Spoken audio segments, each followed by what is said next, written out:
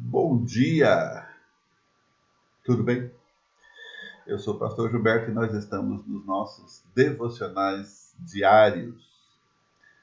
E essa semana nós tratamos sobre os caminhos do deserto e eu espero que você tenha aproveitado bastante esses momentos de pensar em como Deus tratou, no caso, né, os judeus na saída do Egito e como ele trata a gente, né, porque a gente vive entrando e saindo de deserto, essa que é a verdade, né? E hoje nós vamos falar sobre essas lições que a gente acabou aprendendo durante a semana. Vamos trazê-las de volta aqui, como nosso último encontro desse assunto, tá bom? Então espero que Deus esteja falando com você, assim como tem falado comigo, e que você esteja enfrentando os seus desertos aí de uma maneira sóbria, tá bom? Então as lições do deserto, ela começa, a gente tem que começar imaginando, né? Será que Deus tem prazer no sofrimento dos seus filhos? A gente já falou sobre isso. Claro que não, de jeito nenhum. Agora, o deserto garante ricas bênçãos, mas para gozá-las, eu preciso aprender a enfrentar um doloroso processo. Paulo falou sobre isso lá em 2 Coríntios capítulo 4, ele fala assim, porque a nossa leve e momentânea tribulação produz para nós eterno peso de glória acima de toda comparação. Então, o deserto não é só para você ficar imaginando como vai ser bom depois, né? Não dá para imaginar. Primeiro ponto desse nosso assunto de hoje, que são as lições no deserto, é cuidado com atalhos, né? Nós vimos lá no Êxodo capítulo 13, tendo Faraó deixado ir o povo, Deus não os levou pelo caminho da terra dos filisteus, posto que mais perto. Pois disse, para que porventura o povo não se arrependa vendo a guerra e torne ao Egito. Porém Deus fez o povo rodear pelos caminhos do deserto durante 40 anos. Então, cuidado, porque os atalhos aparentemente podem responder a um problema, né? Eu até hoje lembro daquela história da borboleta, né? Quando você vê ela lá apavorada, tentando sair daquele casulo, aperta para lá, aperta para cá. Não sei, eu fiz isso quando era criança, tá bom, gente? E aí você quer facilitar, você quer deixar aquela borboleta livre daquele casulo, então você corta o casulo e ela cai no chão e nunca ela voará. Por quê? Porque todo aquele esforço, toda aquela dificuldade, todo aquele exercício é para que ela seja capaz de voar, não é? Então, queridão, Deus quer te preparar para voar. Então, algumas coisas são para com esse propósito, né? Deus traçou um longo caminho para que seu povo de Israel atravessasse, nesse caso. E a longa jornada para a Terra Prometida tinha uma razão de ser, tinha um propósito, que é dar ao povo a capacidade de entender o que é andar com Deus e por que andar com Deus, né? Para que, nesse caso específico, o povo não tentasse um caminho mais curto e perdesse o foco de Deus. Desertos são feitos para atravessar, não se pode parar dele ou tentar uma fuga rápida ou mirabolante. Segundo, deserto é um lugar de direção de Deus. Eu preciso entender isso e olhar Deus, enxergar Deus no meio da dificuldade do deserto, não é? Eu acabei de receber uma notícia de uma querida irmã que o pai faleceu, ele foi internado por um motivo e acabou falecendo de Covid essa madrugada. Eu preciso entender que Deus está no controle e Ele vai fazer a vontade dele como fez até agora. Deserto é o lugar da direção de Deus. Por mais que a gente fala para que Deus dá o consolo, você tem que aceitar o consolo de Deus, né? Terceiro, deserto, mesmo sem que você veja, Deus sempre estará por perto, mesmo que você não veja. Nunca se apartou do povo a coluna de nuvem durante o dia, nem a coluna de fogo durante a noite. Nos seus momentos de deserto, o Senhor nunca vai se afastar de você. Amém. Amém. Glória a Deus que Ele nunca se afasta. Em quarto lugar, Deus tem o controle de tudo. De tudo.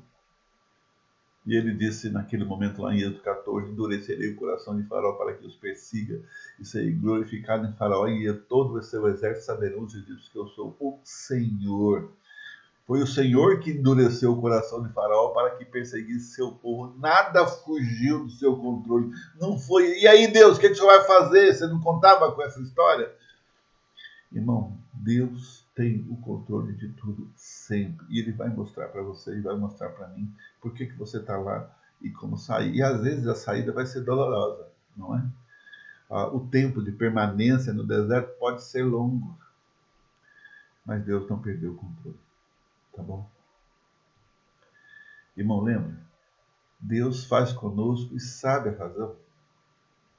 Deus não quer que a gente se acostume com o deserto, porque o deserto é um lugar de passagem, não é um lugar para a gente ficar residente, definitivamente. Amém.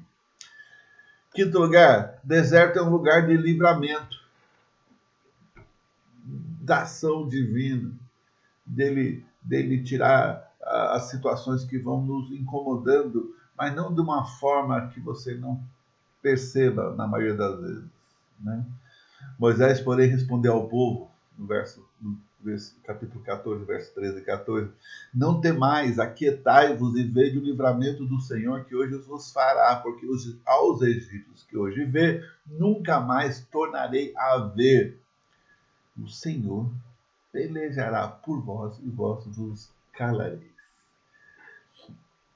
Eu sei que o clamor para Daniela e para o filho, né? Ela tem um menino, marido, a esposa, a mãe dela, é que Deus faça a vontade dele e dê o consolo que a família precisa. Quando o povo vê Faraó se aproximando, o exército inteiro, eles se apavoraram. Se apavoraram. Desculpa, mas eu acho que eu também ia ficar apavorado. Não sou muito melhor do que aquele povo. Mas uma coisa eu descobri. Assim como Moisés. Não temais. Aquietai-vos e vede o livramento que hoje farei. Irmão, o deserto está aqui, está te incomodando, está te machucando, mas veja o livramento de Deus. Agora lembra, o livramento de Deus não é diante da nossa desobediência. O livramento de Deus não é diante da nossa falta de fé. O livramento de Deus não é diante de um ser humano patético e sem ação. O livramento de Deus não é para aqueles que simplesmente o conhecem, mas não andam com ele. Então, Deus quer te livrar, mas Deus não quer livrar a borboleta para ficar rastejando o resto da vida. Deus quer livrar a borboleta para que ela voe. Irmão, você precisa aprender a voar, e talvez vai ser difícil e doloroso, mas lembra, em Deus você pode mudar. Em sexto lugar, o deserto também é um lugar de milagre. O que é milagre? É aquilo que o homem não pode fazer por si próprio. Né? Deus pode usar um outro homem, mas você mesmo não pode fazer. Você mesmo não pode fazer. E há coisas que ser humano nenhum pode fazer. No caso do deserto aqui, disse o Senhor a Moisés, porque clamas a mim, diz aos filhos de Israel, que marchem. Então o deserto não é um lugar para ficar esperando o milagre chegar, sem se mover, sem buscar a graça de Deus, sem obediência a Deus, sem ver e até de alguma maneira você vai precisar talvez pedir perdão, né? Confessar pecado, eu não sei, né? E voltar para a vida, né? Recomeçar, às vezes vai ser necessário, né? Então, deserto é um lugar de milagres. Confie nisso. Deserto é um lugar para marchar, não é para ficar paralisado. Não é um lugar de murmuração, de reclamação, como nós vimos. Né? Irmão, em nome de Jesus, pare com esse troço de murmurar, isso é pecado, um pecado gravíssimo.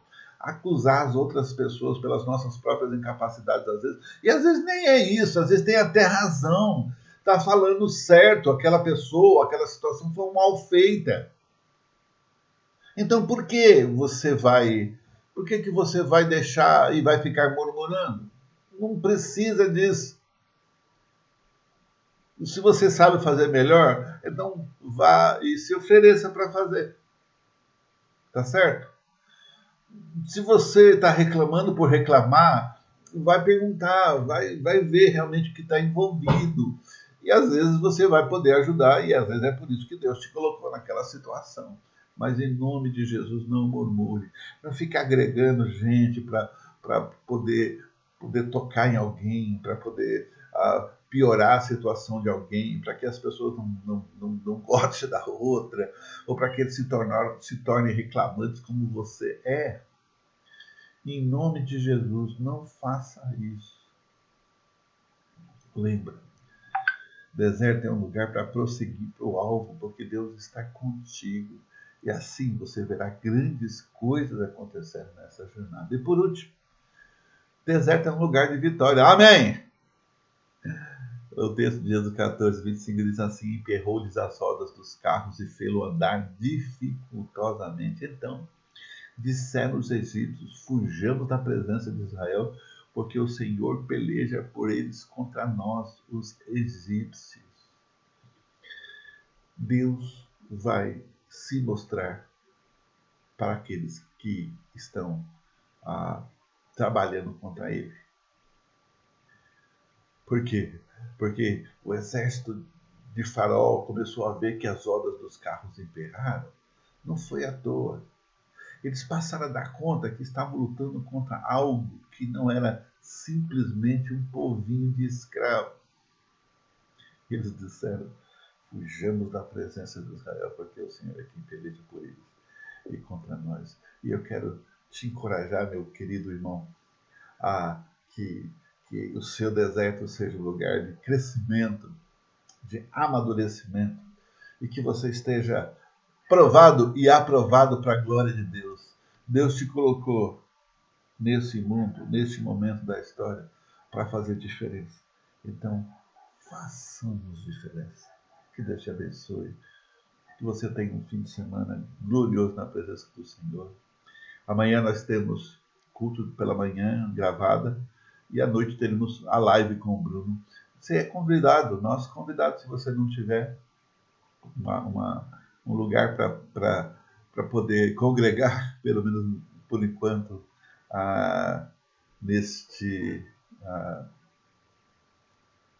nessa ferramenta chamada internet. Não é? Então, venha conosco, vai ser um prazer conversar com você e falar o que Deus tem falado para nós.